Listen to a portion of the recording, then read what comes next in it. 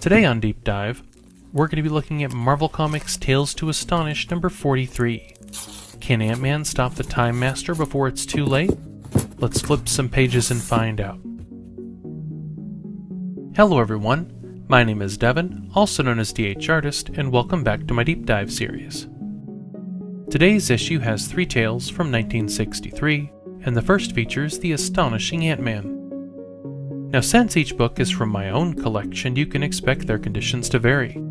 Today's issue is complete and in good condition, so there won't be anything to detract from the story. Even though these can be viewed on your phone or computer, try casting it onto your TV so you can really see the detail and quality of the issue. If you enjoy these types of videos and want to see more content like it, check out some of my other deep dives. I've covered issues like Avengers number 4, Black Panther number 1, Batman number 200, and Sonic the Hedgehog number 0, featuring the first comic book appearance of Sega's Blue Blur. For a complete list of my videos, visit the organized playlists on my channel. I post new comics each week, so be sure to subscribe so you don't miss another issue. Tales to Astonish number 43 was published in May of 1963.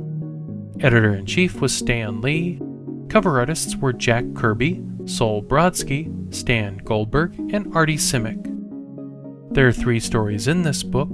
The first story, titled The Astonishing Ant-Man vs. the Mad Master of Time, was written by Stan Lee and Larry Lieber, penciled and inked by Don Heck, and lettered by Ray Holloway.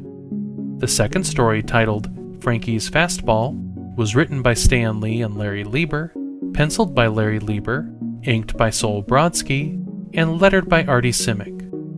The third story, titled My Fatal Mistake, was written by Stan Lee and penciled and inked by Steve Ditko. The book consists of 36 pages with a cover price of 12 cents.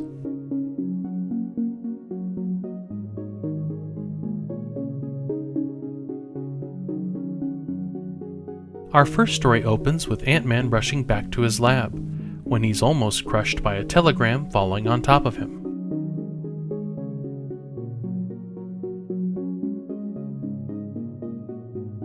After a crowd slowly builds to get a glimpse of the tiny Avenger, Ant-Man soon departs.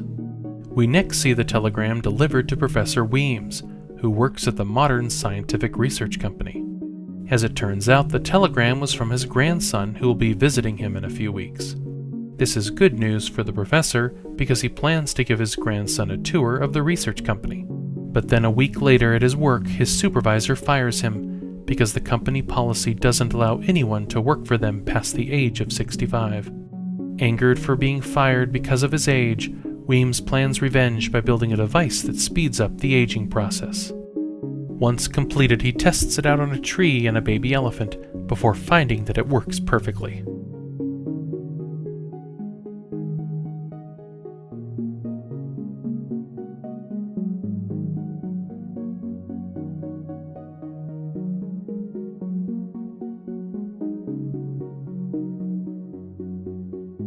Calling himself the Time Master, he sends a letter to the police demanding control of the city, or else he will permanently age the entire population. Learning of this through his spy ants, Ant-Man visits the police, then travels to confront the Time Master. When he arrives at Weems' home, Ant-Man gets blasted with the aging ray and begins to grow older. Unable to react quickly, Weems places a flower pot over Ant-Man before leaving to start aging the entire city. Freeing himself by growing back to his normal height, Ant-Man heads out to follow Weems.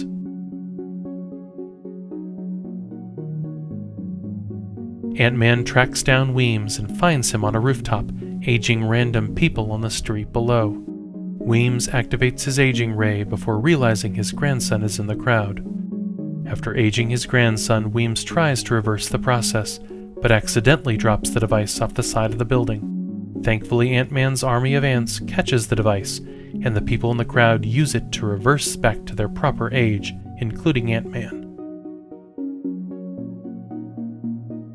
After Professor Weems' arrest, Ant-Man and his old boss convince them to waive all charges and give him back his job. And the first order of business is to show his grandson around the lab where he works. The second story in this issue, titled Frankie's Fastball, introduces us to Frankie Jones, a boy raised in the presence of radiation. That same radiation rapidly grew his intelligence and his strength. Once he grew to be a teenager, he became fascinated with baseball. Living in an almost secluded part of the desert, he tested his strength by throwing heavy rocks, and convinced his parents to let him try out for the professional league. However, just before Frankie was set to try out in front of the team, he tested his strength with a normal baseball on a tree behind the ballpark. After just one pitch, Frankie realizes he could never compete in the sport. Because of his strength, the pitch he made went clean through the tree, making a hole. So Frankie leaves the tryouts with his father, knowing that if he played professional ball, he might hurt someone. Some of the interesting advertising found in this issue is a full-page ad to learn air conditioning and refrigeration from the Commercial Trades Institute. There's a half-page ad for a 7-foot windhooker for $2.98, and near the back is a full-page ad from the Cadillac Publishing Company for their Made Simple self-teaching encyclopedias. Our third and final story is titled My Fatal Mistake, and it's about a man who lost his job to a computer and must take a job servicing it. The computer is enclosed in an airtight cleanroom, with the computer as the only one who can open the doors to the room.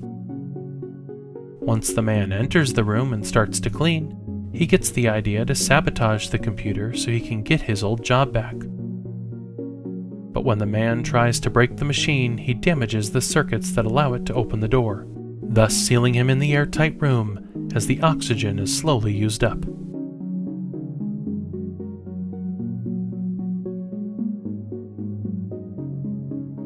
I hope you enjoyed today's deep dive. If there's a particular issue or comic you'd like me to flip, drop it down in the comments section and I'll see if I can add it to my pull box. If you enjoy these types of videos, please subscribe to my channel. As always, please consider liking and feel free to share this video. And until next time, deep divers, thanks for watching.